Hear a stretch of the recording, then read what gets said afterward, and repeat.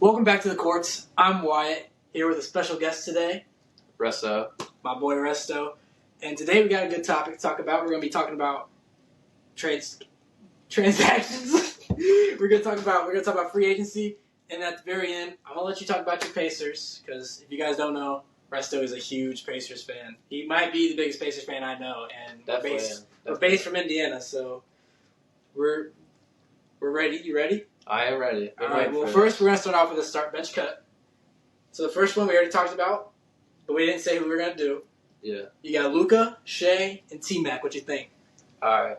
So this might be a hot take. I know Shea has been way more successful, but I think Luka is a better player than Shea when you kind of look at their overall game. Like, I'm taking Luka to pass over Shea.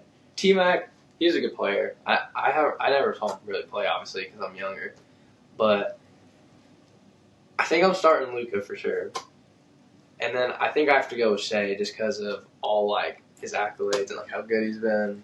And then I'll unfortunately cut T-Mac, but he's a very good player. All right, well, I think the only thing that's derailing T-Mac is definitely his injuries. Yeah, that kind of killed him. But I think I'm going to start Shea because, like you said, he's the only one that's ever won. Mm-hmm. He's the only one that's really ever accomplished anything. But I have to disagree with you on Luka. I think he's a cut. His defense is bad, bro. Yeah. It's bad, and he's never amounted to winning. He went to the finals one time. That was the best team around him. Yeah, but I think Shea has a lot better team around him. Shea is putting up amazing numbers, but I think, like, I just see Luka as better, not a better scorer, but, like, better passer. And, like, I think Luka has more of an IQ. I just think Shea has more built around him than Luka has. That's why I think Luka is a little bit better than Shea. But I would say that they're both. I would go to say that Luka's a better scorer. I mean, he definitely can be, but, like, Shea's dropping 50. He's not going to miss a shot, you know. I mean, yeah, Shea you can't really go wrong. But all three of those guys can catch fire. 100%. I'm benching T-Mac just because I think if T-Mac's prime, I don't even know if we even got to see it. But for the prime that we saw, I think he was better than Luka. I don't know. Like, defense is half the game. And Luka is just absolutely... He's kind of similar to Harden, where I don't have Harden as high as my all-time list, just because, like, there's certain players that, you know, can win. And I don't see Luka as one of those players. I would bet a lot of money that Luka never wins a championship. Not even if he's on the Lakers. I think wherever he goes, just because he's on the team, will never win. Same with Harden. Harden, no matter where he goes, he's never going to win. There's guys like that. In the 90s, Barkley never won. And he got there, but when he got there, they fucking sucked. And that's not because Barkley was a bad player. But, I mean, there was Jordan in that era, but those guys, they don't play defense. They're a liability. They get attacked every possession. And on the offensive end, Luka's usage rate, kind of like Trae Young, where he has to have the ball in his hands all the time, he makes his teammates worse around him. Luka's one of those players that when he has, like, this year, the Lakers will probably look like a better offense because the ball is undoubtedly in his hands.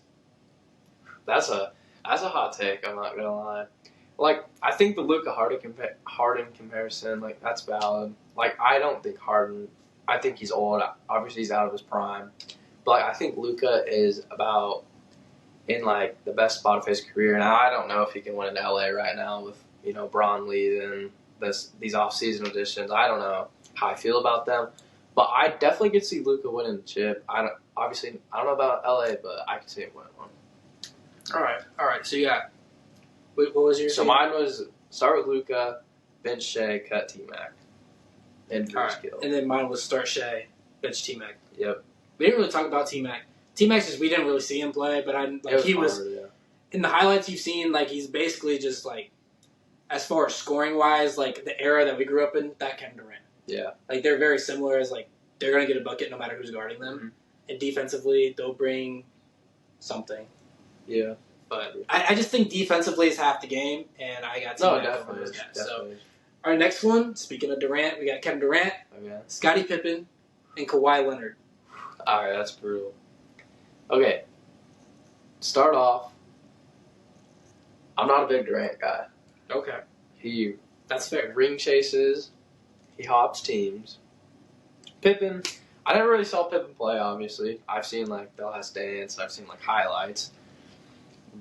Kawhi in his prime, arguably one of the best defenders in the game at that certain time. Pippen won the rings with Jordan.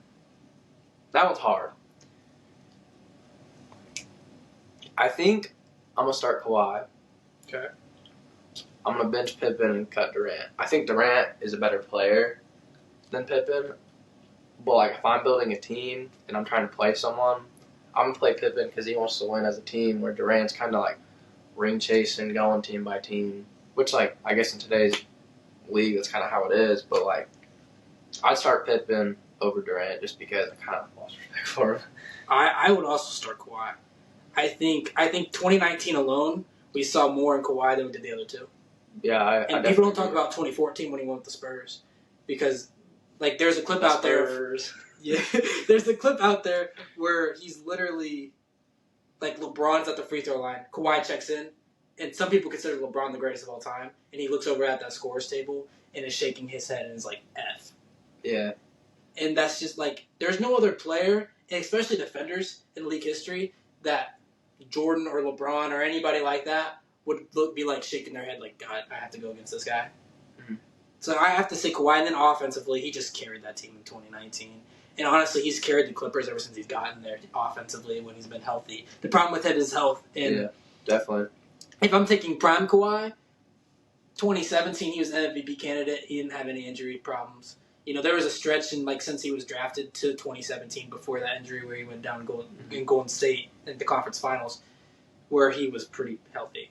It just wasn't until that Zaza injury where he became Kawhi now. Bench wise, I think I'm going to bench Kevin Durant. I don't think what you said is a bad thing. I just think that Kevin Durant skill wise is just skill wise better than those two, and I don't think it's close. I agree. I think Kevin's a better player than Pippen, but I don't know. I'm not a huge Durant guy, and I've been like that for a while. So I would bench Pippen over. But when you talk about winning basketball, I agree with you that Durant doesn't do that. Yeah. Like when we were talking about that, he's more so than the other guys that we talked about. But there is times like Brooklyn in 21, you know, he had a really good run, and he lost to Giannis in Game 7. Mm-hmm. That was the best version of Durant that we've seen winning-wise, where he wanted to win. And he carried that team. Since then, and even before then, when he was in Golden State, in the playoffs, Steph was that guy. Yeah. Oh, I 100% agree. And Clay. Yeah. I mean, that was a really good team, and he's a part of it. He's a really good player, but I don't think that shows his winning personality like it did in Brooklyn. I definitely agree with you there. Brooklyn, he put forth a lot more effort, in my opinion. I like your list. I like your list a lot. Okay, so the third one, you got AI, Harden, and Brunson. Okay, I'm definitely cutting Harden. I think we can say that. Okay. I really like your statement earlier about how defense is a big part, and I'm definitely cutting Harden. AI, I've seen a lot of clips of AI, and then Brunson. They still can't beat the Pacers. That's unfortunate. I don't know. That's really hard. But I think I'll have to start AI, bench Brunson, and cut Harden. Brunson had a really good run, though, this year. And that I think in years to come, that will be a lot closer debate than it is now, just because, in 2 or so years, the Knicks could go back to the finals or conference finals and stuff like that. And I think, Brunson's going to prove that. He's really good. And he can honestly go drop 40 any night. It's scary when he's on. But Iverson, I think it's hard to find a better person than Iverson. I mean, guard-wise, shifty, scorer. Yeah, so I'm going to start Iverson, bench Brunson, and cut Harden. Okay. I can see that. I'm not going to 100% agree with you on that. But I do agree with the Iverson start. Because if you put either of those two teams, or either of those two players on that 0-1 team where Iverson led Philly, and even though they got swept by LA, he had no help. His second best player was a 37-year-old Dikembe Mutombo. The rest of that starting five, name one other player. And, I mean, it's been 20-plus years. I mean, Eric Snow was not that guy. Tyronn Hill was not that guy. If you put Brunson on that team, no chance they make it out the first round, to me. You put Harden on that team, and I don't think they make it out the second round. to me, Iverson on that. There's only a few guys I think that you could step in, and guys that aren't like top 10 players all time, they could step in and put there, and they make the finals. And ironically, Jimmy Butler is one of those players. It's not a crazy statement at all. So I'd start Iverson, and then I'd have to bench Harden. Harden has one of the best offensive primes that we've ever seen. So as much as I said this thing about Luka and how Harden's like the same way about like they're 1A, 1B about that, Harden's just too good, dude. He's really good. I'm not a Brunson hater. Like I know they beat the Spurs in the finals. So, like I know that the Knicks, there's tension there. There's really not. I actually like the Knicks. Like if the Thunder went or even if it wasn't the Thunder, if it was the Wolves or if it was Denver or whoever else made the finals this year, I think I would. I mean, I would have liked the Knicks. Yeah. And I would have wanted them probably to win over the other 3 teams I just named. Yeah. I'm not a Brunson hater, and I like undersized guards and him proving Becky Hammond wrong. I mean, I'm shorter myself, so like, there's a connection there with me. So I honestly, even him coming out of college, even though he's a second round pick, I knew he was going to be good. So I've always liked Brunson ever since he was in the league. I liked him in Villanova, but I have to cut him. Those 2 other guys are just too good, and I think Brunson's been a little overrated since they won the finals. All time. I mean, I've heard people say he's better than Steve Nash. I've heard people say he's better than other smaller guards. Stockton. I'm like, bro, come back to reality. Yeah, I definitely don't think he's better than them. They were a lot better passers than Brunson. And then our last start bench cut, Pacers edition. Reggie, PG, and Tyrese Halliburton. Dang, I told you before this that I don't know if I could cut Halliburton. That's tough, though. LeBron, Jordan, Halliburton. Oh, my gosh. I don't know. I think that's honestly the best version of Paul George. I think it's been out there. And that could be a hot take. But I don't think that's crazy to say that Paul George just progressively got worse as his career went on after the Pacers. Reggie, don't even get me started. I never really watched him play, but I've watched like a lot of highlights of him. He was a certified bucket. And then Tyrese, 4-game winners in one postseason. I mean, absolutely unheard of. If you make a 3-pointer for the win in one like postseason, you're gonna get a lot of credit for it. But Halliburton hadn't won a series. I mean, absolutely insane. I don't even know. Just because I told you I can't cut Halliburton, I'm gonna start Halliburton. My floor general right here. He's gonna go give me buckets. And then Paul George, he was scary. I mean, he was scary. But I can't bench him over Reggie. I'm gonna bench Reggie just because of how good he was. I mean, obviously we didn't see him play, but like from the clips I've seen, very few people could guard Reggie Miller. All right. And then I'll cut Paul George, but that's a really hard cut. I think a lot of people are going to disagree with you. Okay. Obviously, if I was being legit, it'd probably be like reverse order. So You'd start PG? I'd start Reggie. Oh. And then bench Paul George, cut Halliburton. But for the sake of this video, my final answer is start Halliburton. Okay. Bench I mean, I respect you staying with your dudes. Always. I respect you staying with your dudes. But Tyrese is a cut. I know. Tyrese is 100% getting cut here. But I think... But I do give him his props because he's the he's the clutchest player of all time. The clutch. I'm not gonna say that. Okay, that's crazy. That's not crazy to say that he's up there. It's crazy to say he's the best though. Yeah, it's okay. It's okay. Yeah. It's okay. No, you stand by that. Stand by it. Okay, I'll let you stand by that. But I think he's the closest player in Pacers history to get them to a finals. Like to get them to a ring. Right. Even though Reggie did it, was it 02? Yeah, they made it to the finals, but they also like 4-2. Reggie was old. Honestly, I would say Jermaine was probably that team's best player at that point. It was close. Yeah. I mean, Reggie was on the downfall, and it was kind of like their last year to contend for it, and that kind of like window right there. And with the PG statement, OKC. He was good, don't get me wrong, but I feel like that Paul George was a lot better.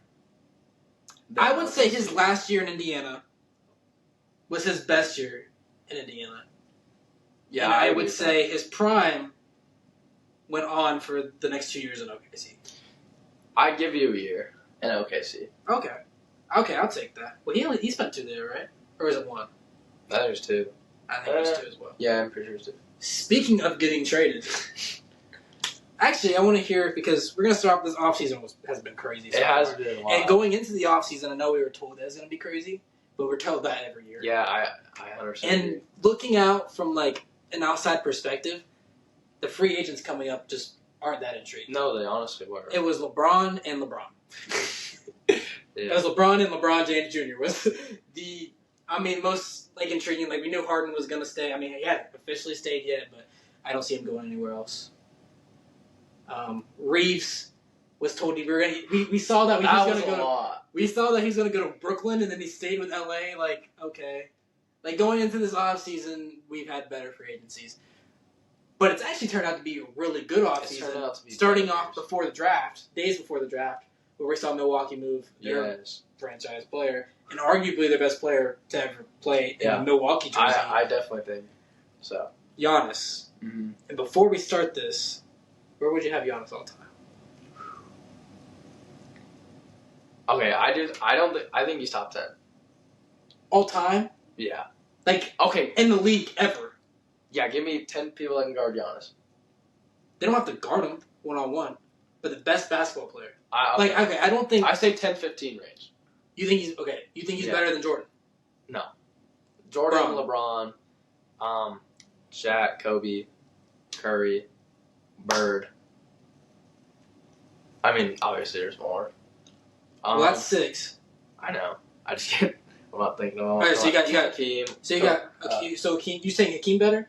Yeah, I take Hakeem over. Okay, so you got Jordan, you got Bron. Yep. Curry, Kobe, Shaq. Yeah. You got Kareem. Hakeem. Yeah. You saying Shaq? I already said Shaq. Okay, you saying Duncan? Tim Duncan. Nah, I'd take Giannis over Tim Duncan. Bro. I know you're not being that out. I'm kidding. I'd probably take Tim Duncan over Giannis. Probably. Do not get me started. Probably. Bro. I'm kidding. Duncan has a ring for each one of these fingers. Yeah. Giannis has got one for this one. Yeah. I'd say the 15 rings. The 15? Yeah. I respect that. I think if you asked me this a year ago, I would say top 20. Looking back at what he did in Milwaukee and what he's done recently, I don't want to take away from him. But at the same time, if you look at the guys in the top 20 who've accomplished things, as much as we don't like Durant's accomplished more. Yeah, and you can't disagree. And individual statistics, like he has Defensive Player of the Year. He's one of the only players to win that and an MVP. Giannis. But Durant's a one-time MVP. He's a multiple-time scoring title leader. Champion. Multiple-time champion. Yeah. And in that LeBron era, I know we say Steph is better all time, but back then we were saying Durant was the second best player in the league. And it was undoubtedly. Even when Steph won the MVP, no one was saying Steph was the best player in the league. Yeah. And you could argue him and Durant. And even though we've said Giannis is the best in the league, those top-end talents up there at that point was not as good as Bron and Steph and KD. I agree with that. Yeah. I would probably have him somewhere around 30. 35. Dang. There's certain power forwards that I would have over him. I would have Barkley over him. Siakam. I'm kidding. Bro. Yeah, Siakam. Obi Toppin, low-key. No, I'd take Obi Toppin's Duncan over Giannis. I would... Bro. Yeah, I'm taking Obi Toppin's jersey. Yeah, number one. His career at Dayton over Giannis's college career. Yeah. I'm taking Barkley over him. I'm taking Malone over him. I'll give you Malone. Power forward wise. I know there's like Duncan, obviously. I'm taking KG over him. Yeah. I don't know what other power forward that come to my mind, bro. If I say Bob Pettit, I'm gonna get flamed. Bob Pettit, one-time champion though. Don't disrespect. But talking about Giannis, he was shipped out to Miami. Yeah. He shipped out to the South Beach with his boy Bobby. With his boy Bobby Portis. who are the two guys left from that championship team in 21. Yep. Milwaukee received Tyler Hero, Jaime Jaquez, Khalil Ware, Kasparis Jakuchonis, and then I'm about to read the picks, but the number 13 pick ended up being Nate Met from Tennessee. Yep. A first-round pick that were unprotected in 2031 and 33, pick swaps in 30, and then the second-round pick in 33. What's your initial thoughts? Okay. When you first heard about the trade, what were your initial thoughts compared to now? All right, so my first thought was Miami overpaid. Because when you look at Giannis, he won a championship, and then to me, he hasn't proved much since. Now, he's had injuries. He hasn't had the same team. Shipped off Drew, shipped off Chris. Like, he didn't have the same surrounding pieces. But he just also didn't prove to me that he can win. So, for me, my first thought was they shipped off a lot because it was Giannis and Bam. And now, obviously, Bam had his 83-point game. But, they're going to have to average. Bro, he's been glazing that 83-point game, bro. Okay. But, realistically, they both have to average about 30 points. Powell's gone. Wiggins, he did accept his option. But, to me, there's not a lot in Miami. And I don't know if the guard play is strong enough to get them the ball. Now, don't get me wrong, you can pass the ball into Giannis and tell him to go down the court. Mm-hmm. But, and you're going to need offense, and you got to need a point guard to get them the ball. And Davion Mitchell. That's why he has got better. I will say he is a good player. He had a good season last year. Ever since he got to Miami, he got better. But what I was saying in my last podcast was I was recapping the Eastern Conference draft, and they drafted Ryan Conwell at 37, and I said this is a good draft pick only because this is one of those guys in that second round that you can come in and put in your rotation. Yeah. And that's because that's what Miami needs. And it's 100%. sad that they have to go out at the 37th pick and do that. Yes. Because Ryan Conwell might be day one in that rotation. He has no disrespect to Ryan Conwell. No disrespect. But that's you're how, a second round that's rookie. That's crazy. That's the depth that they need. But now looking at the trade, I honestly think it's a win for both teams. Miami went out, they got a win now player. Okay. The Bucks are looking to move on from Giannis. Obviously, they have for about a year now, a little over a year, and they got a haul back. They did. They bring the hometown kid in. They get 3 young players that have potential. Bring in Nate. What's his last name? Amen. There you go. Yep. And they got 3 more picks still. Mm-hmm. I mean, that's a haul for. That's the whole Miami roster right there. Outside of Bam, Wiggins. But to me, I think it's a win for both teams just because they both got what they needed and they both improved from the trade in my opinion. I think Giannis brought down the Bucks honestly towards the end of his tenure there. Crazy. That's not crazy. No, I agree with your initial thoughts, mm-hmm. and I still do, because if you're Miami at this point and you have Bam, you have Hero, you've had this core since Jimmy's left. Yep. Pretty much, and you've been a playing team. You're at the point where you're very mediocre. You're the definition of mediocre. You either expect to tank, or you expect to go get that win now player. And the only way you should go and get that win now player is if it doesn't cost you everything. And it did. It cost them everything. It cost them everything but Bam and Wiggins because they re-signed him. Yeah. And now they had the chance at Powell and they lost him. Now that is going to hurt. That is going to hurt. But now, which we'll get to Powell later, because now they have Giannis alongside Bam with no depth. I mean, Wiggins is a 3, which isn't bad, but outside of those 3, they ain't got Jack Nicklaus. Right, because at that 2, what did they expect to do with that 2? Right, they got Davion Mitchell, but what did they got? What did they got past that? They gave up. How much? They gave up Hero. They gave up Jaquez. Mm-hmm. They lost Norman Powell. That's all their 2 guards. That's literally all of them. And the one that could have fit in there, they also shipped for Jakuchonis. Yeah. And which I think that's a sneaky good pickup for the Bucks. It is. I mean, when he got drafted last year, we were saying that he dropped. Yeah. So, but if you're Miami, I don't think you're necessarily in the position to win now. I don't, which is insane. I will look at this trade differently if LeBron signs with Miami. I will look at it very much differently. I think that could be a big part of it. I think it will be too. But banking it on LeBron signing, because right now, if you look at their roster, if they make no moves, which obviously they have to. Yeah. But if they make no moves, they're a 6 seed. You got an aging Giannis who struggles to stay healthy, and your greatest depth is Bam, Wiggins, and Bobby Portis.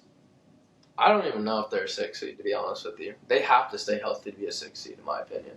That's not crazy. If Giannis gets hurt for 2 weeks, 2 weeks of losses, I don't think they can win without Giannis or Bam on the court, consistently. If they get Braun, which obviously Braun's not the same player he was, but he had a good playoffs last year. Yeah. I could see them being a top 4 seed. I could see them being a top 4 seed. I could see their peak being 3, their low being 6.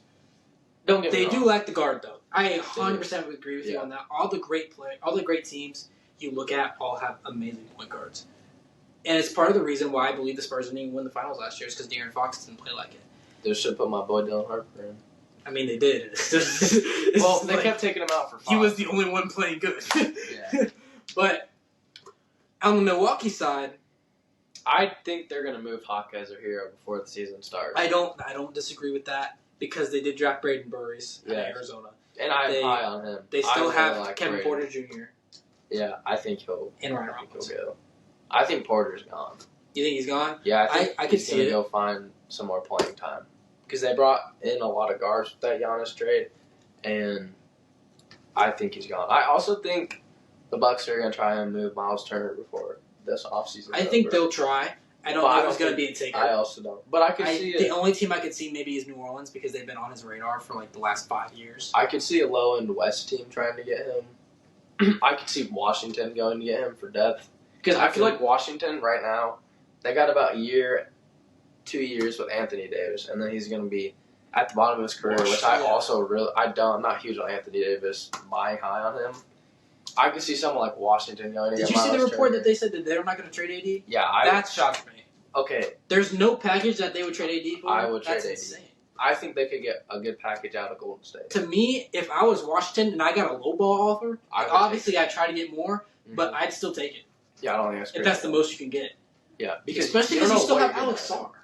You know what I mean? They have the big men that they got Bilal that they can put at the 4. They have Keyshawn George, who's still a really good young player. They have depth there. They have AJ DeBansta, who he could play for. They have those guys. Exactly. It's not ideal. Obviously. Trading AD obviously is not going to hurt them. No, I don't think it would. And I think if they get like a Jimmy Butler, which I know Pods is hate on, but at the end of the day, he's a good depth piece. He's a good depth piece. Yeah, but at the end of the season, they're playing in 35 minutes. Yeah. So obviously, that's not. Bro didn't play. He scored 30 once. Yeah. But if you're having him off the bench for 15 minutes a game, I think that's all right. And then you get someone like the Santos guy. Mm-hmm. What's his first name? D. Santos. Yeah, that would be a good piece for Washington to go get for Davis, in my opinion. I think he should have been. Right, and now they're stuck. Golden State's stuck. They probably have a lower chance at LeBron. Definitely. They don't have AD. They're yet to re-sign Draymond. So their pieces right now are Steph. Butler. Jimmy, who's on the torn ACL. He probably won't even come back right away. No, I don't think he will. And Porzingis, who barely played for him. Mm-hmm. But going back to the Milwaukee trade, to me, Milwaukee received a former All-Star who's arguably still in his prime. Yeah. Jaime Jaquez, who finished second in Sixth Man of the Year voting, which I'm saying he's second, but people could argue he was first. And then Khalil Ware, who's one of the best big men under 23 years old, we'll say. Yeah. And then John Kachonis, who was your first-round pick a year before, your first-round pick this year, first-round picks in the future. It just a pick swap in the future, which is an additional first-round pick, potentially. So I think Milwaukee won this by a mile, especially if Miami doesn't get Braun. Especially if Miami doesn't go get that guard. Especially if they don't make trade. Honestly, those Lakers moves would have been good moves for Miami. Yeah, I agree with that. But I think it just kind of depends on how Miami does the rest of their offseason to help them win.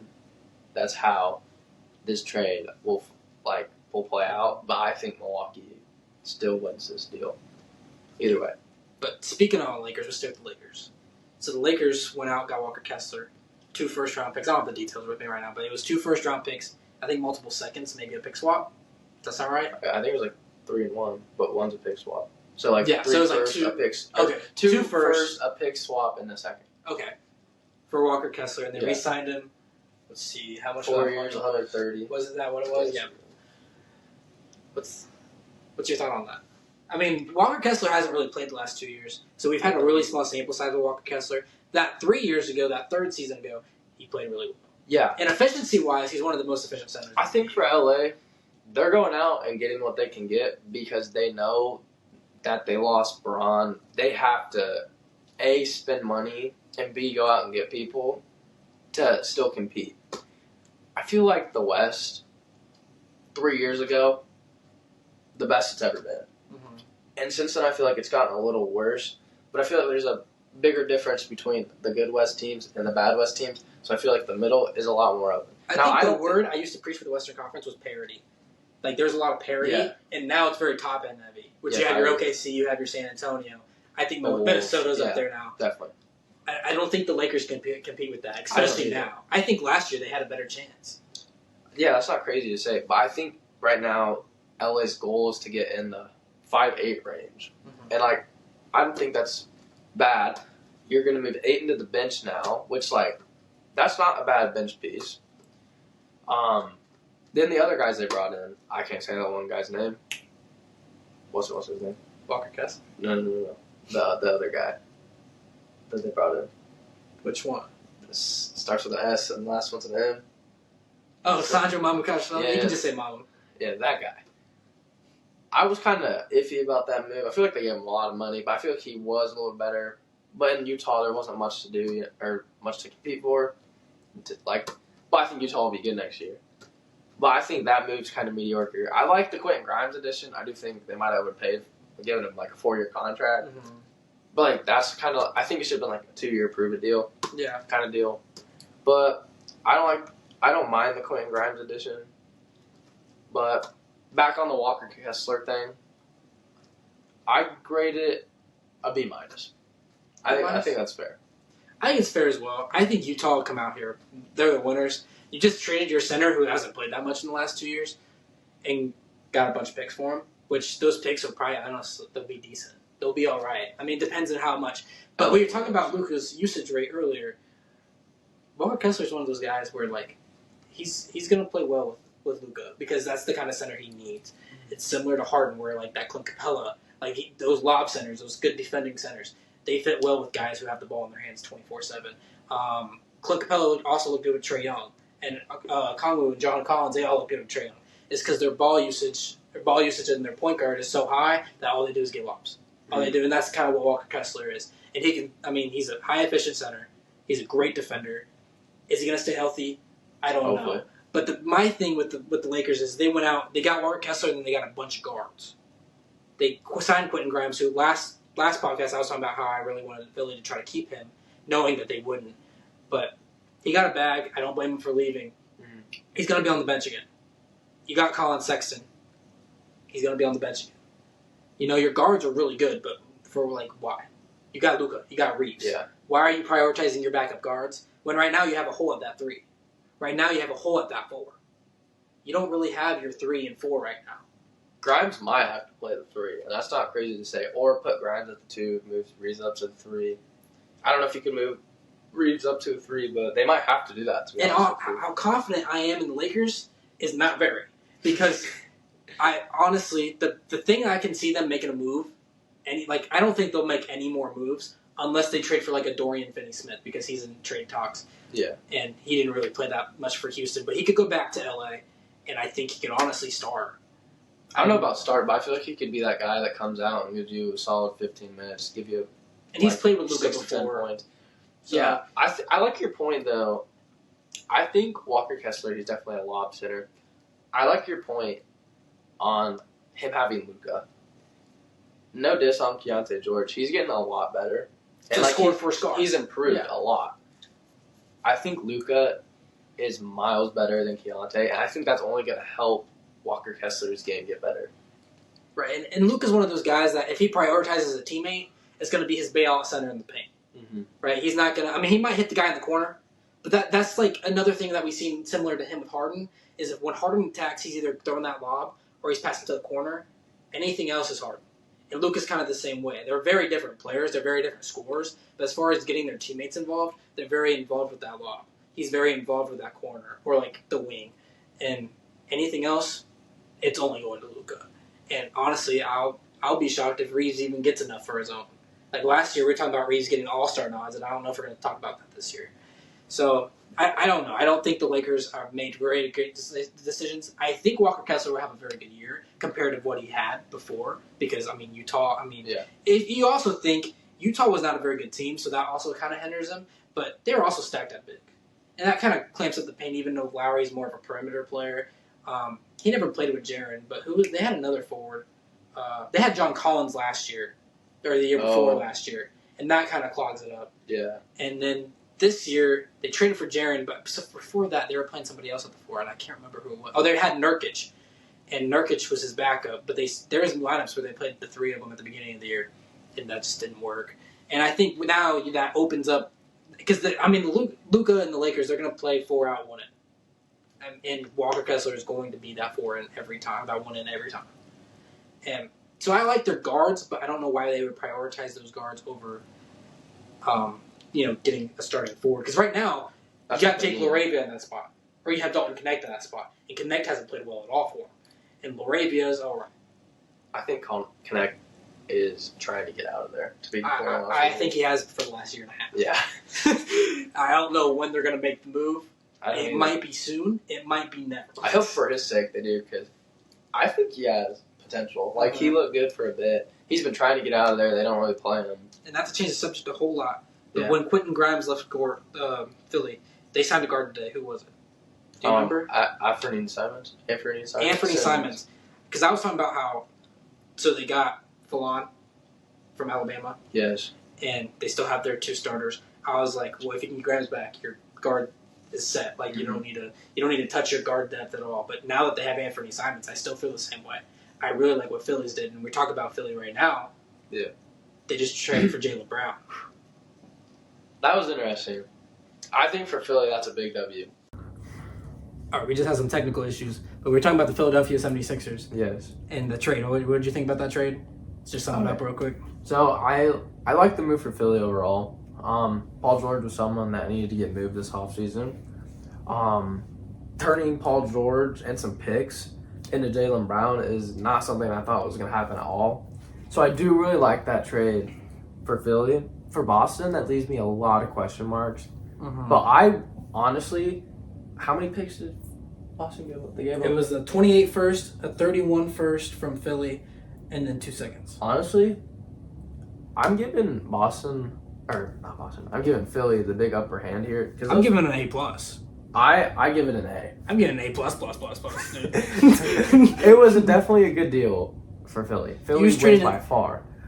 What? Paul George has got, max 3 years left? No. 1.5. That's what I'm saying, like, max.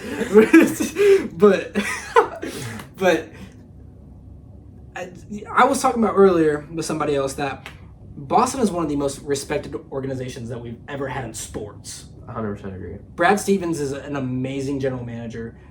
Joe Mazzulla's a very respected head coach. And you go in there, and they've always made really good decisions. Like when they shipped out KG and Paul Pierce, they had they got back Jaylen Brown, they got back Jason Tatum. Those picks for them. They've always made moves like that. And you come in, and you honestly, the Derek White deal was a steal. Like you come in to approaching this players unhappy. You've had stars unhappy before in the Brad Stevens era. But even when he was a coach, they had Isaiah Thomas unhappy, and they got it back for Kyrie, which ended up being a huge win for them. Definitely. And now you have another guy unhappy who's another long-tenured Boston Celtic. Mm-hmm. And your best package that you were able to complete was a aging Paul George and only 2 first-round picks. After saying that Jaylen Brown was worth 4. So you're trying to tell me that the Celtics were okay with receiving Paul George instead of 2 first-round picks? Obviously, no one else was clicking. They didn't want to send that deal. They didn't want to send 4 first-round picks for Jaylen Brown, which makes me think that there's something happening inside that we don't know about with Jaylen Brown. And it might just be because he's unhappy in the way he's taking it on. It could be the way that he's making everything public because he's done that in the last year. Honestly, in the last couple months with his streams. Yeah. Which that probably I don't disrespect, but he is speaking his mind a lot more than other players have. And I don't see it. It shocked me that the Celtics would make a move like this. Me too. Because I don't see Paul George and Jason Tatum being like Paul George right now is their second best player. They signed Mitchell Robinson, Peyton Pritchard, and Derek White. That's their lineup. That's their forward lineup. Whoever's that fifth, I don't know. I guess that is 5, right? Mitch, Tatum, PG, White, Paul George. Pritchard. Yeah, it's probably your 5. And I honestly, scoring wise, PG will be your second best scorer. Or Pritchard. Or Pritchard. Okay. Or Pritchard. But exactly. Mm-hmm. Exactly. Yeah. Peyton Pritchard. You're trying to compete, and Peyton Pritchard is your second best. Because as long as you have Jason Tatum, I don't care. You're competing. You could have your second best player be Mitchell Robinson. Mac McClung, bro, and I'm saying that you're competing because you have Jason Tatum. You have to compete. You can't be on a tanking team and have Jason Tatum. Yeah, I agree with that. I just think it's a question mark move for me. Mm-hmm. I really don't know. Like you said, there's no way that could have been the best deal they got. But still, I don't know. They gave Mitchell Robinson his money. They did. That's not a bad 3 deal. year, 47 minutes. No, it's what he all. deserves, I believe. Yeah. But I still don't think he's a starting center in this league. I also don't think he's a starting center, but I think he deserves a chance. And Boston's going to give him that chance. I agree. But is Boston... I think it's perfect for Mitchell Robinson. But is that what Boston needs? Because they gave Neemias Queta a chance last year. Yes. It worked out. But this is their second experiment. Yeah. And now that they got Vooch, but they benched him instantly because he wasn't fitting. He went to Orlando. He went back to Orlando. Right, on a 1 year deal. I don't think that's going to work, but we don't even need to talk about that. Yeah. That's just a come back home kind of signing. Yeah. But as far as Boston, I'm very confused. And for Philly, I love it, dude. Me too. Said no to VJ Edgecombe and then turned it into Paul George. Which honestly... It was Paul George and VJ Edgecombe in seconds. Oh. So they threw it into those 2 first-round picks, which I'm still saying that's a win. I agree. That VJ had a very good rookie year. He was competing for Rookie of the Year part of the year, which obviously I knew he was never going to win it. Cooper Flag deserved it all year. But he was up there the whole time. I think VJ, he just can't turn into what Jared McCain did. Okay. After his rookie year, Jared McCain kind of fell off. Now, don't get me wrong. He played really good in OKC this year. Mm-hmm. But obviously, he got traded. And that's... He still had a better rookie year than his sophomore year. I 100% agree. Even when he was on KC, I still agree with that. I agree. His Philly stint was better. Now will Joel Embiid stay healthy? That's what I was going to say. The most important thing for Philly right now, more than anything, is Embiid. But not only Embiid, Andre Drummond's not cutting it. Adem Bona's not ready, and I don't think he'll ever be ready. No. You need to sign a center. And there's no one out there. They're all gone. And I understand that, like, when you trade for Jaylen Brown late in the offseason, making win-now moves is kind of difficult when everybody else is gone. Yeah. And all the centers are gone because they all got, like, the best center. Like, one of the best centers that were left was Mitchell Robinson, and Boston picked him up and made him a starter. Like, that's how good these centers were coming up. There wasn't very many. They said the A-list centers was Walker Kessler and Jalen Duren, and they're obviously not going to get Jalen Duren. So, for some way, somehow, you got to trade for a backup center who can be way better than Drummond was when Embiid's out. Definitely. Because he's going to get hurt. That's just the player Embiid is. He's going to have to sit. And I'm not worried. We've come to learn that. I'm not worried about them in the regular season. Because, they'll make the playoffs. They have Jaylen Brown. They got Tyrese Maxey still. But that's a very scary backcourt. And we've learned that this year that home court advantage really ain't shit. But what happens in the playoffs? Because this year they went spot games without Embiid, and they struggled. And Embiid played, and they played really well. And then they had spot games. Like, he'd play 3 games, and then he wouldn't play that 4th. And then Philly didn't look as good, obviously, because they're missing their MVP. Former MVP. But shouldn't have been MVP. But exactly. MVP. Like, they were playing who they re-signed, Dominic Barlow, at center some games. And That's just not good enough, dude. No, definitely not. I think Drummond was better than Barlow, but that's not crazy to say. I think they had a similar season. I think Drummond's still the better player. I agree. But I mean, you still have Trent Wofford there. Like those bigs aren't going to cut it. You need more than that. And I expect them to do a trade, even if it's for like a guy with the tier of like a Luka Garza. Like you got to make some kind of change. Like even if it's not for one of the best backup centers in the league, you got to try. Yeah, I definitely agree. Like seeing you try, Daryl Morey is more important than just sitting on your ass and not doing anything. Being content of just having Jaylen Brown, because as good as your team is now, there is a health problem. Definitely, and you don't have backup bigs, and that's where your health problem is. Exactly. Like you have your backup guards. That's cool and all. Maxey played like 70 games last year. Edgecombe played a great amount of games. Yes. You really didn't, like, we proved in the playoffs that you guys didn't need Quentin Grimes at all.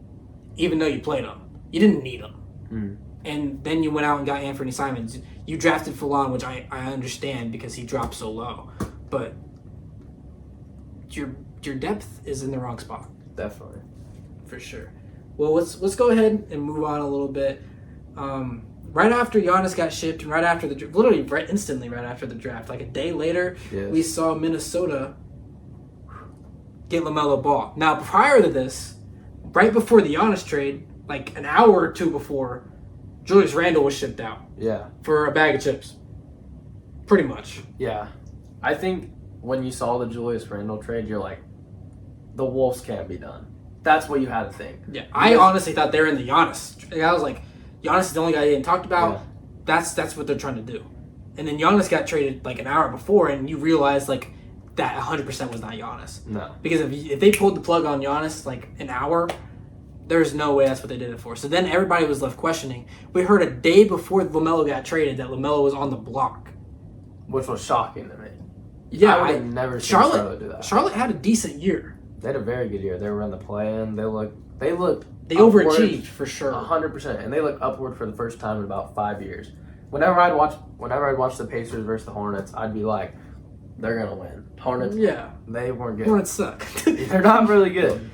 But this year, obviously the Pacers had a down year. But I was like, there's no chance the Pacers win because of how good this Hornets team was. Brandon Miller, huge step. I was really pleased to see how good he played. Con Knipple came in, exceeded everyone's expectations. I think Charlotte, they'll still be fine. But it is kind of puzzling to me. I think the big thing is the pick swaps in this deal. For sure. Why a pick swap? If Charlotte, you're controlling your destiny here. You're controlling what you get back, and a pick swap is not going to be effective. LaMelo goes to the Wolves to win that, and the Wolves are going to be a top 5 seed easily in the West. Like, I guarantee you a top 5 seed. That pick is going to be Charlotte's pick 4 out of 5 times. Right, yeah. Like, 8 out of 10 times. Speaking on the pick, so they only got one unprotected pick. Yes. The rest of the 3 picks they got were swaps. And elaborating on the swaps, it's whoever the team had the worst pick, it's going to go to Charlotte, right? Yes. Correct. So, yeah, Charlotte's probably going to be the worst of the 2 anyway. Yes. So it's like having your own pick. And that doesn't really do much for Charlotte, which is very surprising why they didn't just get the unprotected pick. Right. It's almost just a pointless thing in the I mean, unless Minnesota derails something, like something breaks down. Yeah, injuries. But you got 2 big personalities, so obviously it could happen. It definitely could. I don't know how Melo and Ant are going to mesh, but I don't think it's going to be bad enough to where they're worse than Charlotte. Yeah, and I 1,000% agree with that. I think Charlotte's okay. I do think this is a bad trade for Charlotte. I think they 100% lost this trade, but Charles Lee is a great coach. Like, he just led that team who was projected to be, I don't know, the second worst team in the East last year into the play-in with LaMelo Ball, who's in and out the lineup all the time, who honestly you have to take in and out the lineup because in clutch situations he shouldn't be on the court. And I mean, outside of the basketball things, he's kind of all over the place. Exactly. And Con Knipple was a huge part of why they were winning. So, they overachieved because they had a better rookie than they intended to have. Brandon Miller was healthy. Miles Bridges, who they shipped out, played well last year. But then again, trading for Nas Reed, and they traded away Josh Green, which isn't really anything. Sorry, Josh. Nas Reed just doesn't fit there. As well as, you got your young bigs and Ryan Kalkbrenner. You just got then they just drafted big. They got Hannes Steinbeck from Washington. And but Nas Reed, I mean, they're probably going to play him at the 4 and place it where Miles Bridges was. But it's just, this is a question to me, is where Nas Reed is looked at in this lineup. Because, yeah, Knepel's going to be better. He's not going to be a player that's going to win you like a bunch of games. Obviously, that's not his play style. I'm not saying it's doable, but it's not likely. Brandon Miller has been in the league a little while now, and we're getting to a limit to where his prime could be. Like, when he came into the league, I thought he was really good at Alabama. I thought there was potential he could be a top 10 player in this league. Do I think there's even a chance of that anymore? Absolutely not. Yeah, I agree with you there. And so you have these two really good young players that have this kind of cap on where they can be, and you're kind of missing that, which I don't think LaMelo is going to be top 10 either. No. But you're kind of just missing that guy if you want to really contend. Now, is this a year that they expect to probably win a bunch of games? Probably not. Mm-hmm. And they probably looked at this year going into it, knowing that they weren't going to do that. And they probably knew that they were going to trade LaMelo way before the media did. But Kobe White's still going to hold it. Like, he's still going to hold it down. Buckets. And they ended up drafting Christian Anderson, who's going to go in, and he's probably going to beat out Trey Mann for that spot because Trey Mann didn't really have a good year last year. And honestly, I wouldn't be surprised if they shipped him for a couple seconds. They'll be fine. I don't think they'll be a playoff team, but they'll be able to hold up. And I think that in 2 to 3 years, this Charlotte team will be a really good team. I agree. I think they can compete in the East, where the East is kind of older. Like Heat, they're going to have prime for so long. Bucks kind of fall out of it without Giannis. Pacers are obviously going to be back. But, like, I think the Hornets could be a 3 to 6 team for many years to come. For Minnesota, on this side of the trade, LaMelo obviously makes you better. Pairing him up with Edwards, I mean, this is probably the best teammate Edwards has had since Cat, which wasn't that long ago, but they fit, but they didn't fit that well. And now you get LaMelo, who's a faster-paced player, and when he's healthy, is a faster-paced player. So they're going to be running. They're going to be a lot like Indiana was in that playoff run, where they're going to be pushing the ball. Not to the extent of that, but they're going to be pushing the ball. They still have Jaden McDaniels, which is a great player that they were able to keep despite trading for an all-star. Yeah. But my question is, trading Julius Randle, trading Nas Reed, the only big you have left on your roster is Rudy Gobert, and your young guy out of France that I'm not even going to try to pronounce his name. Yeah. He's there, and they talk about him being ready this year, but he wasn't. I'll look up how many games he played, but he wasn't even able to crack the rotation when people were out. So I'm not huge on what they did with their big lineup, but I was thinking about it, and it was like, well, Rudy Gobert in Utah was holding it down. I mean, this is the best he ever played in his career. He gets to Minnesota, he's playing alongside Cat. And as good as Cat is, I mean, he's just another big to clog the paint. As much as he plays in the perimeter, he also plays inside.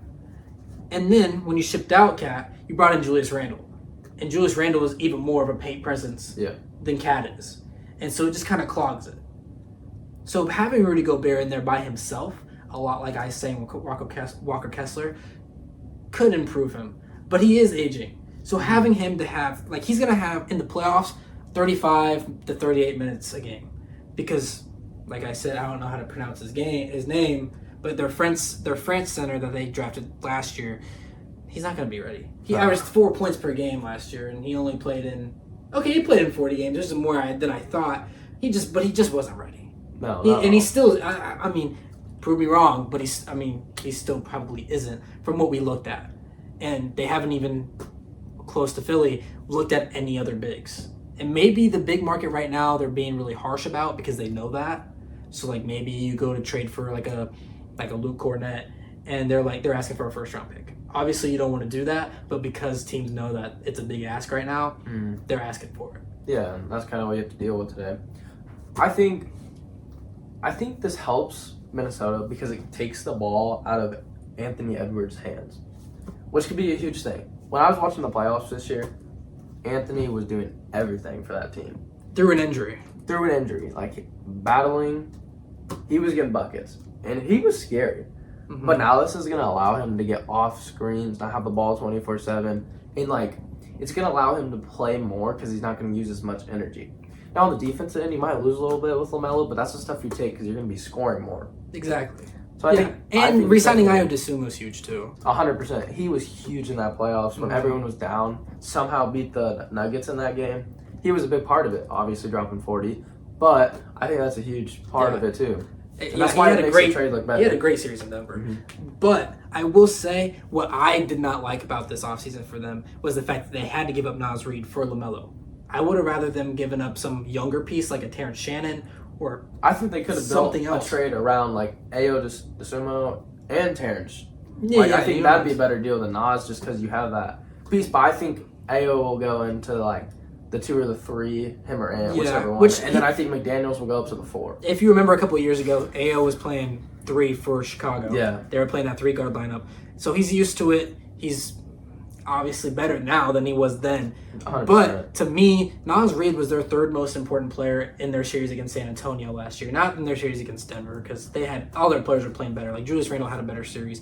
Not a great series, but he had a better one. He was more important than Naz Reid at that point. But when Ant went down and they needed someone to step up offensively, Naz Reid was their most consistent threat there. Jaden McDaniels, on and off, and because of his defense, I would say he was 2nd. But past that, Naz Reid was their 3rd most impactful player.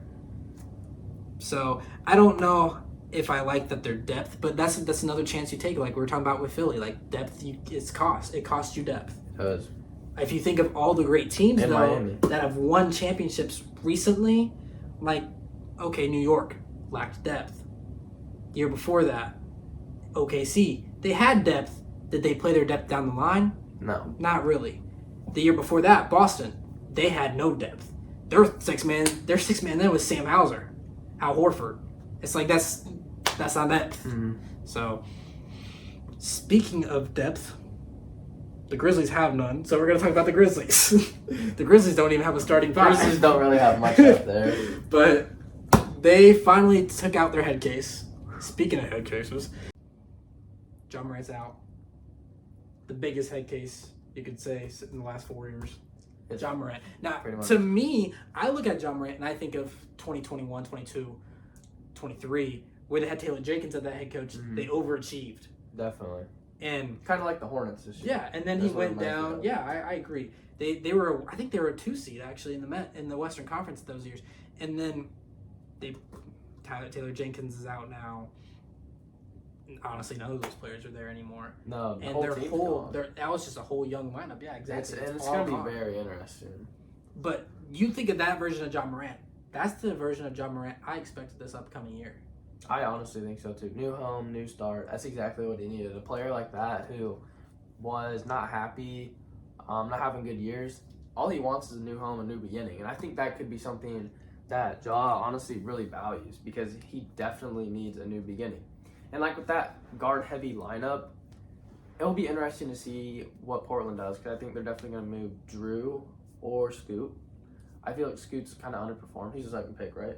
Yep. He's underperformed as a 2nd pick. I think he had a great playoff last year. I don't think it was towards the end. Well, actually, I'll say this: the first 3 games, he had a really good series.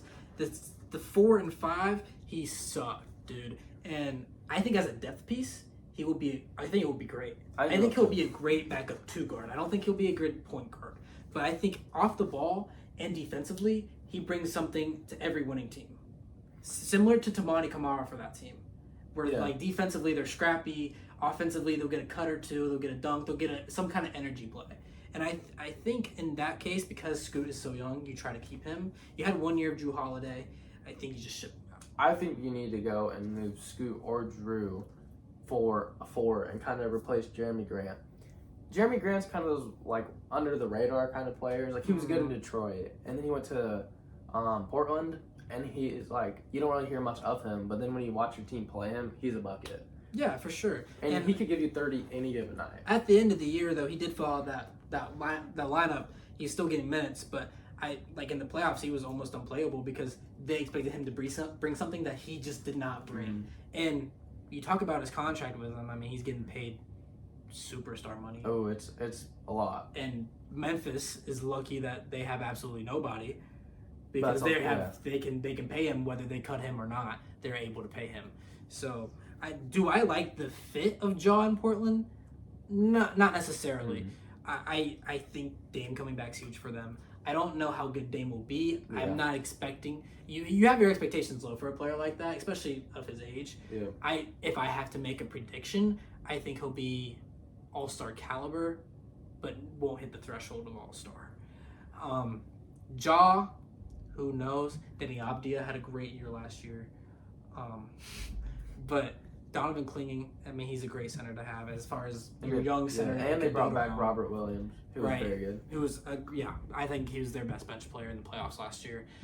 I think that they're not scary, but they're promising. Yeah, I agree with that. I think give them 2 to 3 years and they could be a top 3 seed in the West just because of how much better the young players are going to get. That's what I think will be good for them. I think similar to kind of a herd of elephants. This Portland team is just so weird. They are. They have a bunch of like weird. Like, I don't know why I think of a herd of elephants, dude. But when I see a bunch of elephants together, they look stupid. And this Portland team they just look stupid, bro. I just don't think. Like if you saw this, let's say you take their top 8 players. Let's say that starting 5. You take Rob Williams, you take Scoot, you take Drew. If you saw them all together in a group, bro. If I saw Dame with his nice like quarter zips on and his watch, with Jaws' thugginess, I'd be like, bro, what is this locker room? Then you see Donovan Clingan's awkward ass, and you're just like, what is this? What is this team, bro? I think they just gotta build chemistry. That's with all teams, but I think this one especially just because of how different it is and like the additions they're gonna have, but with the young players still needing to improve and getting the minutes. Because John and Dame are gonna come back and take a big chunk of what Scoot was given. But like, how is Scoot gonna still be able to get better while Dame's on his way out of the league and Jaw's looking for a new start? I think that's what it comes down to. Well, speaking of chemistry, one of the best chemistry teams we've seen in the last 5 years, 10 years, honestly, was that 25 Pacers team. Definitely, it was. Pacers are about to have their best player come back. Tell me what you expect from them in this upcoming season. Honestly, I expect a trip back to the conference finals. I think teams got better, but they don't have the depth the Pacers do. I think they did just add Kelly Oubre, which is exactly what they needed off the bench. McConnell's going to go out there and give you 10. Obi's going to go out there and give you anywhere from 10 to 20. But Kelly Oubre is someone that can create their own buckets, own shots. And I think that's what they needed because they lost that with Mathurin, which hurt because obviously it was kind of like a rebuilding year for the Pacers last year. We weren't contending. But I think that this year, the depth is what made them special, and I think they recreated that by bringing in Kelly Oubre. I also think Nembhard took a very, very good step last year. He looked a lot better, consistently having double-doubles.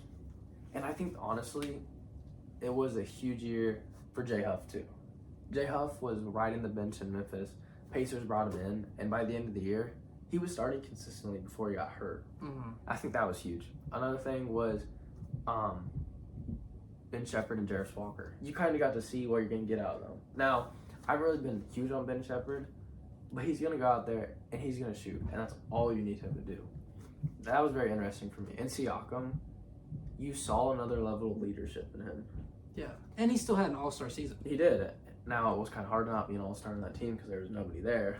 Well, but at the same time, though, he played at an all-star level. He did 100%. I still give him that. I still give him his flowers. He's still there.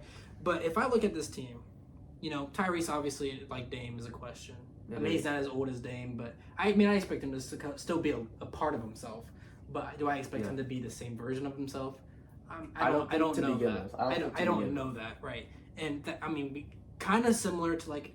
So you're saying like what Tatum did last year, where like he just looked at a part of himself and then I could see that. Yeah, that's what I think it is. I really don't know. It's going to be questionable, but I think a big part of it was not forcing him to come back this year. Yeah, I think that was huge because he wanted to. With Tatum, Halliburton wanted to come back, but Tatum forced his way back. He was able to play, but he didn't look amazing from the start. But Halliburton got the extra time he needed to recover from his injury, and I think that could help him have a faster start next year. I think it'll just be very interesting. As far as I look at these teams in the Eastern Conference, I mean New York just won the championship, so obviously I'm going to favor them. But like if I looked up and down this roster, right, this starting five. Yeah, Halliburton. Let's predict that Halliburton comes back and he's Halliburton. All right, you still have Nemhard, who a great player. Neesmith is a good winning player. I'm not gonna say he's great. Let's assume Halliburton comes back. Mm-hmm. He's completely okay. Nemhard's a dog. He's got improved a lot. Yeah. Neesmith, like I say, he's not the greatest three, but he's a winning player. Yeah. Those are important. And like when we needed him to play his best, he did. New York series, played his best, looked amazing. OKC he wasn't as good, but he still was good enough to win those games. Yeah, I agree. And having Siakam, like you were saying, a veteran leader that you can have on the court, who's also an all-star level player, is more important than I think people make out to be. Mm-hmm. And then Zubac. We'll see what Zubac does. I think he's very underrated. I think he is underrated. I don't know if we're going to see his best years in Indiana. Might not see his best years, but I think that it will be good enough for Halliburton to get pick and roll. I think he's going to be averaging a double-double. I think he's going to get done for the Pacers what Miles Turner couldn't do in the finals. Okay. Now, I'm not asking him to go out there and shoot threes because that's not his game. But I'm asking him to go out there and get rebounds better than Miles Turner. And that's something he could achieve. Blocks, I think, will be about the same. But I think moving up the court, transition-wise, I think Zubac will be better because he's looking to get to the rim where Miles would look to sit out on the perimeter. Now, Miles Turner, love him. I think Miles Turner is one of those players that does kind of go through the motions. Yes. I think Zubac is similar to that. Yes. But if you can get a player like that to buy in who hasn't been able to win his entire career, it can be different. It could be different. And in the East, who obviously you're going to have the Knicks up there, it's honestly wide open. Wide open besides New York. It's wide open. It's wide open besides New York. So I think that could be very interesting for the Pacers. But also, it could be interesting if they make a move for Trey Murphy. Now, I don't know if that's the right move, to be honest, because you'd have to give up a lot. But I think you could give up... Do you think Neesmith's gone? If they go for Murphy? Yeah. I think it'd be hard in a world for him to not. But you're looking at Neesmith or Toppin. But if you... I would rather have Neesmith on this team than Trey Murphy. I also would. I 100% agree with that. But I think Trey Murphy, offensively, is going to be a lot more consistent than Neesmith will. I just don't think he fits their offense. He might not, but I think offensively he'd help. But I think Neesmith defensively is better than Murphy, and that's not crazy to say. No, that's not crazy to say at all. Trey Murphy, I mean, when you play for a team like New Orleans, no disrespect, but yeah, Herb Jones is amazing, so he's a great defender, but we already knew that. Herb Jones has had his two worst defensive seasons these last 2 years because New Orleans has been so freaking bad, and Trey Murphy just hasn't been a great offensive player or a defensive player at all. He's been a great offensive player, but you need those offensive guys. When DeJounte Murray's not in there, when Zion Williamson's not in there, someone's got to score. And Trey Murphy's one of their next best players, so obviously, your shooter's going to be your next best scorer. If I go down to the teams in the East that I think that Indiana will be better than, the ones that already made the playoffs, there's not a whole lot of them. Like Detroit, they were the 1 seed. As much as on paper, they're very similar as they both have star guards. They have a star guard with a good supporting cast. Yeah. Detroit was able to do it through 82 games. Indiana was not. So as far as me, I'm more confident in Detroit. I'm obviously more confident in New York because reigning champs. Yeah. So that's a given. Philly, after their moves, I think they're a better team. I agree. Do I think that they couldn't beat Philly? I think they could. I think they could beat them in a 7-game series. I do too. But I think Philly's a better team. You can say that, but I think the Pacers have a depth a lot of those teams don't have outside of Detroit. Detroit is a depth team. I think the Eastern Conference has a depth problem. Very much have a depth problem. New York has no depth. Cleveland has no depth. Detroit's got good depth. Indiana's got good depth, but like Philly doesn't. Atlanta doesn't. Orlando doesn't. You want to include Miami because they really suck. So it's like, honestly, I think Indiana and Atlanta are on kind of the same tier. That's not crazy to say, but I think the Pacers might play together better than the Hawks, even though the Hawks are really good at the end of the year. I'm huge on Jalen Johnson, but huge Jalen Johnson fan, which is really weird for me to just pick up like one player and start following them. Yeah. But I'm a huge fan of Jalen Johnson. But I think, honestly, he could lead them to more than Trae. And that's not crazy to say, because you look at the splits after Trae Young left, and they went from 500 to 15 games over 500. And I mean, that was huge. They had a big 14 or something like that winning streak. I mean, that was huge for them. Yeah. But I think you could say that the East has a depth problem, and the starters for New York, Cleveland, Boston, like you can say they're better than the Pacers, but at the times where those starters were tired, the Pacers' depth came in and were just as good because of how tired they were. They were able to play. And that's what can make the Pacers good and compete in the East, because when you're giving your starters time and your backups playing just as good as the other team starters, your starters are going to come back, and that's where the Pacers came back. Yeah, endurance. I mean, the comebacks each time. They were able to play Obi 20 minutes. They're able to play their bench guys 20 minutes. McConnell, they were able to play those guys, and they would fill in and just go in and if Toppin came in for Neesmith, there's no drop off. No. If McConnell came in for Nemhard, there's no drop off. But what they did at the end of the year in 2025 is they played Toppin for Turner, and that was huge. Toppin came in, played good in the conference finals, in the finals. There was no let off. For someone who Miles Turner, it was like a make or break year, but everyone expected him to stay in Indiana, so it wasn't more of a make or break year. Toppin came in and took his minutes, and that's where Toppin looked his best. And last year, when the Pacers had a down year, Toppin was one of the only players from that team that consistently played. Siakam consistently played till the All-Star break. After the All-Star break, he stopped playing, but Toppin played all year, and he looked decent. Now, Toppin never started those games, but he was just trying to play his role for next year. I think it's even better now that he doesn't have to back up Miles Turner. Exactly. Because it's going to make him even look even better, and that's a big reason having Jay Huff. Because Jay Huff played well. I do. But we're going to have to wrap this up. Hopefully we get... Yeah, I know. I got to stop you. But hopefully we get you back on here. I would definitely love to come back. Yeah. Yes. Okay. I feel like off-season could still be very entertaining. So yeah, anything big happens, expect Resto back on here. For love sure. to be back. But until then, peace. Peace.